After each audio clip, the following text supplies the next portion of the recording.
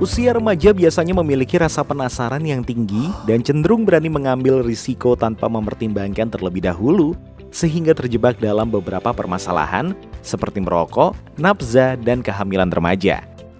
Sebagai kader, penting untuk mengingatkan sasaran usia sekolah dan remaja untuk memikirkan terlebih dahulu setiap keputusan yang akan mereka ambil.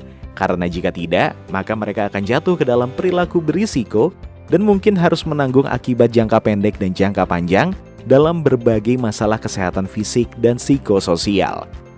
Berikut ini adalah beberapa materi penyuluhan yang dapat Anda berikan kepada sasaran terkait permasalahan remaja.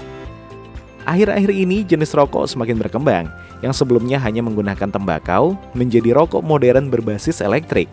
Rokok, baik itu jenis konvensional maupun jenis elektrik, memiliki bahaya yang sama.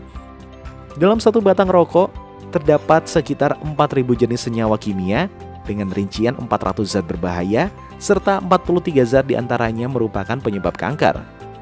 Kandungan zat berbahaya yang ada pada sebatang rokok dapat ditemui juga pada media berbahaya lainnya seperti pembersih lantai, pewangi pakaian, penghilang bulu, bahan pengawet, parfum, racun tikus, pestisida, bensin, baterai, bahan bakar, racun kucing, dan lain sebagainya.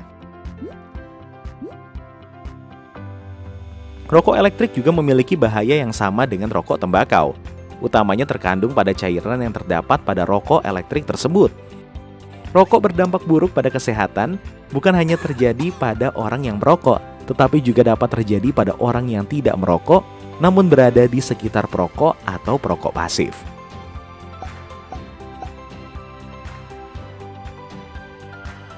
Pernah mendengar istilah nafza?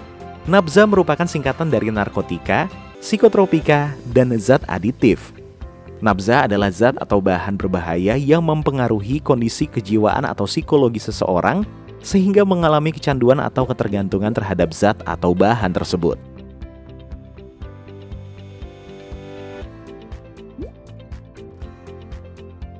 Berdasarkan efek yang ditimbulkan ke tubuh pengguna, nafza dibagi menjadi 4 jenis. Jenis pertama adalah stimulan.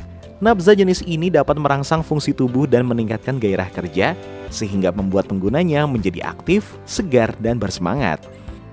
Jenis kedua adalah depresan. Nafza jenis ini dapat mengurangi aktivitas fungsional tubuh, sehingga membuat penggunanya menjadi tenang dan tertidur, bahkan bisa tak sadarkan diri. Jenis ketiga adalah halusinogen. Nafza jenis ini dapat membuat penggunanya berhalusinasi, sehingga perasaan dan pikirannya dapat terganggu. Jenis keempat adalah zat adiktif. Konsumsi pada nafza jenis ini dapat menimbulkan ketergantungan dan mengubah perilaku penggunanya. Selain bahan yang tadi sudah disebutkan, remaja juga bisa mendapatkan bahan yang menyebabkan teler secara mudah, seperti lem aibon, bensin, atau obat yang dimasukkan ke dalam soda. Seorang remaja yang menggunakan nafza pada awalnya hanya ingin mencoba dan terlihat keren di mata teman-temannya. Setelah beberapa waktu, remaja tersebut akan mengalami kecanduan dan semakin menjauh dari keluarga dan teman di sekitarnya.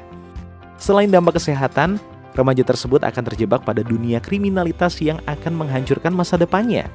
Baik itu rokok atau nafza, memiliki dampak yang sangat memprihatinkan bagi remaja. Nah, selain kedua itu, masih ada satu lagi permasalahan usia remaja yang juga perlu menjadi perhatian kita bersama. Apa itu? Yuk kita lanjutkan lagi.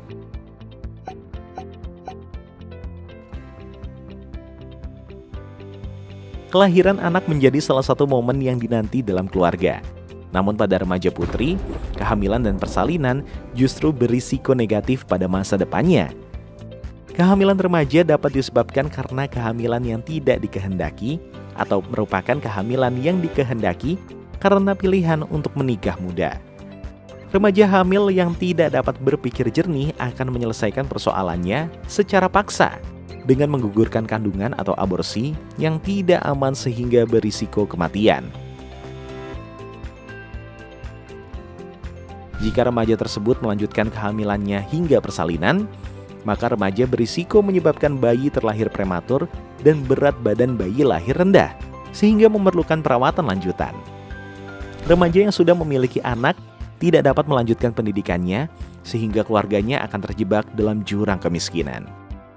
Jika anak diketahui sudah mengalami salah satu dari ketiga permasalahan tersebut, maka orang tua dan keluarga disarankan untuk tetap tenang, tidak menghakimi anak, dan mencari bantuan profesional. Sebagai kader, penyuluhan bahaya merokok, nabza, dan kehamilan remaja dapat dilakukan dengan memberikan edukasi, baik itu kepada masyarakat umum ataupun langsung kepada sasaran anak usia sekolah dan remaja serta orang tua. Kader dapat menanamkan kepercayaan diri pada remaja, kemampuan berpikir kritis, serta pengendalian emosi dan stres. Di beberapa daerah, kader dapat melakukan pencegahan dengan pendekatan berbasis sosial budaya. Mari kita tingkatkan kesadaran anak dan remaja mengenai bahaya dari merokok, nabza, dan kehamilan remaja untuk generasi masa depan Indonesia yang lebih bersinar.